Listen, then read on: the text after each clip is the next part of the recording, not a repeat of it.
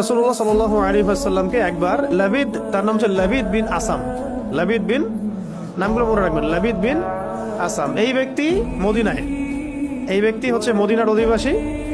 তো সে রাসূলুল্লাহ সাল্লাল্লাহু আলাইহি ওয়াসাল্লামের প্রতি শত্রুতাবশত, ইসলামের প্রতি শত্রুতাবশত কারো দ্বারা রাসূলের চুল কালেক্ট করেছিলেন, কয়েকটা চিরুনি থেকে চুল কালেক্ট করেছিলেন, করে সেই চুলগুলোর সাথে আরো ওদের যে তন্ত্র মন্ত্র এগুলো আছে, এগুলো জাদু মন্ত্রগুলো করে রাসূলুল্লাহ সাল্লাল্লাহু আলাইহি ওয়াসাল্লামকে জাদুগ্রস্ত করেছিলেন।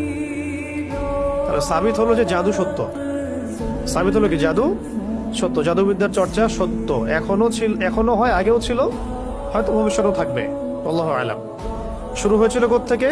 সুলাইমান আলাইহিস সালামের যুগ থেকে। কার যুগ থেকে? মনে আছে সূরা বাকারা আয়াত আছে না, ওয়াত্তাবিউ মা তাতলু আশ-শায়াতিন আলা মুলকি সুলাইমান ওয়ামা কাফারা সুলাইমান ওয়ালাকিন্না আশ-শায়াতিন কাফারু ইউআল্লিমুনা